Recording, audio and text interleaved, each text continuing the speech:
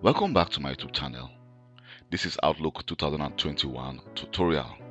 In this tutorial, I'll be discussing on how to add tracking and voting options in Outlook.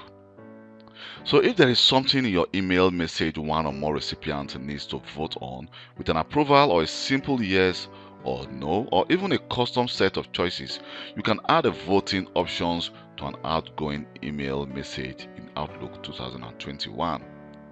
So to add a voting options to Outlook to an email message you are composing, what you need to do is you need to go to the Option tab, and from the Option tab here you can see we have the tracking group.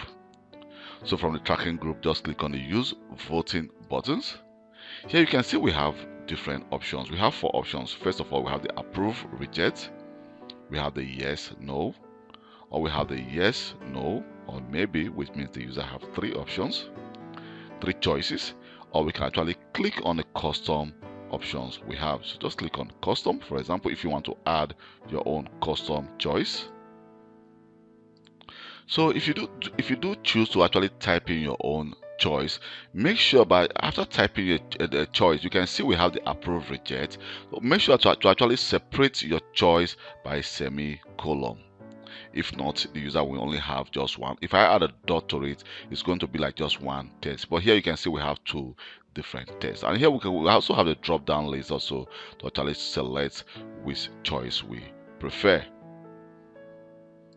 So let me just close this here, and actually let me close this and then choose from the pre-configured choice we have using the voting button. So let me just select the approve, reject. Here you can see we are receiving a message which says you added a voting button to this message. And now we're going to send our message to Sandra. So when Sandra receives this message, Sandra will have the option to actually vote using this email. But before I send this message, let me actually mention this. In order for the voting button to work, you will need to have an Exchange server, or you need to be actually connected to an Exchange server. If you're not connected to an Exchange server, probably this voting option will not work. So you can simply go to your file in Outlook to check if you're actually using the voting server. So let me just go back into Outlook here, not from the message window. Just go to File in Outlook, and from File you can see from your account information, you can see that I'm actually connected to Microsoft Exchange. This is actually a Microsoft 365 account I'm using. So you can see I'm actually connected to a Microsoft Exchange, which means that this is going to work. So if you're not using a Microsoft Exchange, the voting option may not work. So let me go back again to my message I was composing and then send my message to Sandra. So let me just send this message to Sandra. So after sending my message to Sandra, Sandra should be able to actually use the voting button to vote from that message. So let me go to Sandra's email. I'm going to go to my web browser.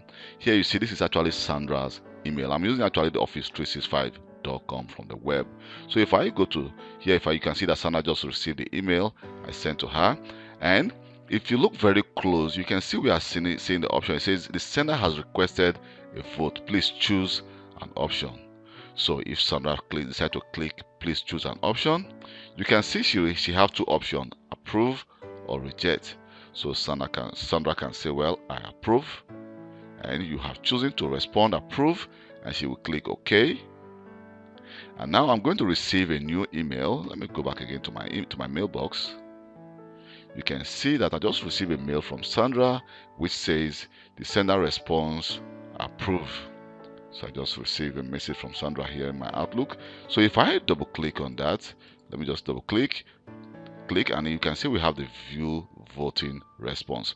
So if I click the view voting response here, if for example you've sent this email to multiple users and it's a particular user reply, and you click the view voting response, here you're going to see what the users respond. You can see that Sandra's response was approved, and you can see the timestamp that Sandra actually sent this message, or when Sandra approved this message. You can see that it says the total approve is 1 and the reject is 0. So if for example we have like 30 response from 30 users and 25 of them says approve and 5 says reject, you're going to see the reject is 0.